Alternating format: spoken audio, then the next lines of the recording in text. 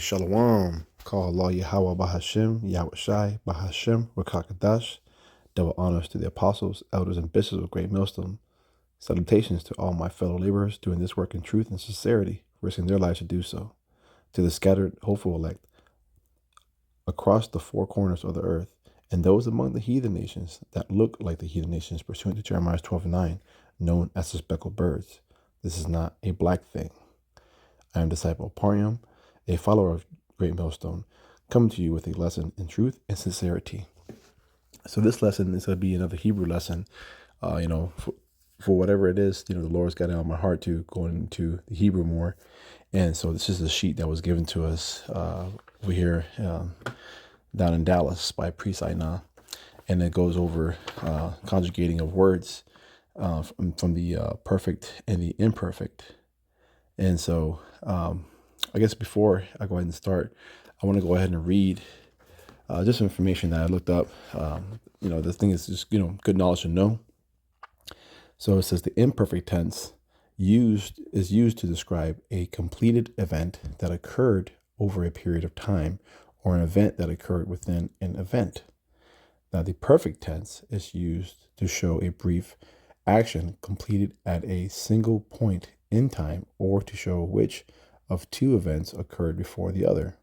So both of these could be used together in a sense. So the imperfect describes what was going on / what was happening, but is interrupted by the perfect, something that has suddenly happened. An example in the English language would be like, I was eating when you called. So that, it shows the interruption and what they were doing. Okay. But in Hebrew, it says the perfect tense is sometimes called the suffix form.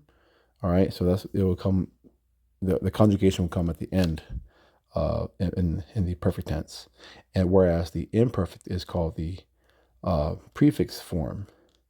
So the perfect tense denotes completed action, while the imperfect denotes incomplete action. So again, in the perfect, it's sometimes called the suffix form. So there are some instances, I believe, where it could be translated in the front or the back. But I want to go over this sheet, and it goes over the word quatazar. And so right here I have pulled up is Psalms 102 and 23. And then I want to go ahead and find that word. I'll read it. It says, he weakened my strength, and the way he shortened my days. So the way the word shorten also goes into cutting, as you see it right there in the NOT on the right. Now, if you're on your phone, you have to go to the reverse interlinear in the blue letter. And let's see. Right there, H7114 quatazar. All right.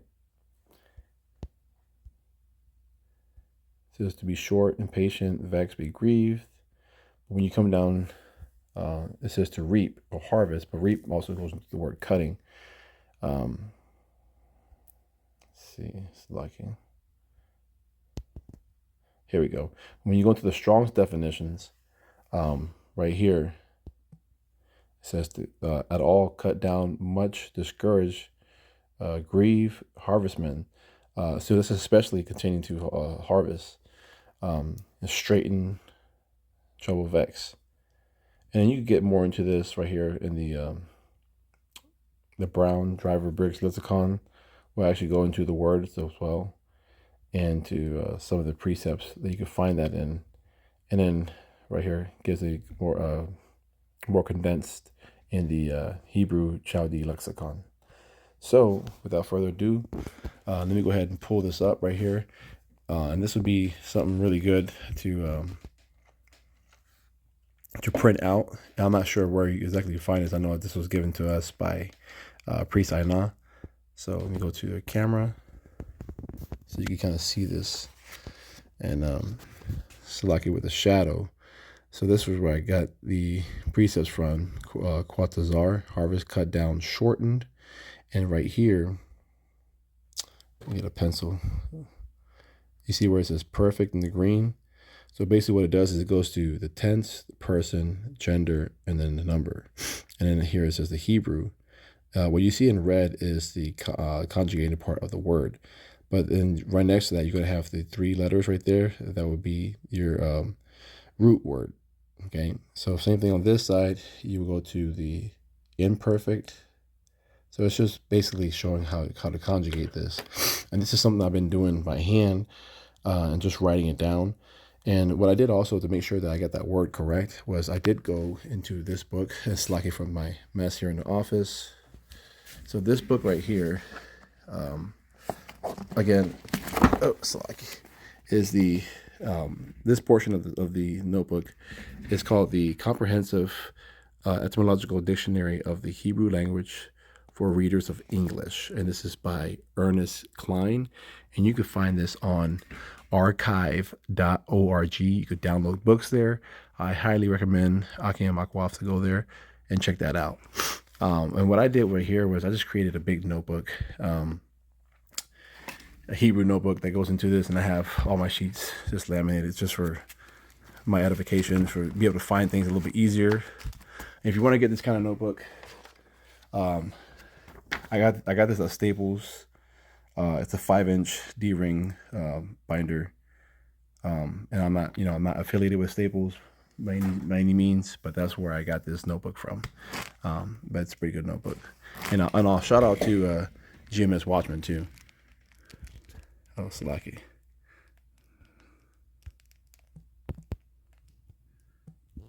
Shut off my camera. Yes, I was saying shout out to GMS Watchman. I love that logo, so I just went ahead and put that in there. But I have, it says archive.org and what I have in the notebook. So, so I do have the Hebrew packet, Hebrew vocabularies, and that etymological dictionary, was what I just showed you. So, anyways, we're gonna go down here to the section in this is the Q section, the Qua.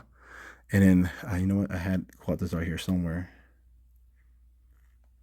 Oh, here he goes. Bam. Because I was looking for that one. But here it says Quatazar, where my finger's at. It says to cut, reap, harvest, related to, I don't know what that is right there. That could be Yiddish. But yeah, so this is how you kind of back check and make sure that your words are correct. Because usually I pull it off the WLC in the Blue Letter Bible, but I do that on the computer. I think it's like Westminster some lexicon, but forgive me, but I know it's WLC, and then if you have a Hebrew keyboard, you can go ahead and type the word out, and it will pull it up, and then you get back into the KJV to find out what the word is. Okay. So on this one, I'll just go to the first one right there and just kind of give you an example. I get my pen. So here it does say Quatazar, and then right here is Thaya. So Quatazar Thaya. So I highlighted the last part. So it basically I cut, and this is the first person. Perfect first person masculine singular. And so it goes into feminine and so forth. So it's kind of like in Spanish where you have, the, it's like, I don't remember what it's called, where you go to like, yo, to, let's give me a second. Bear with me for a second. I'm fighting this notebook.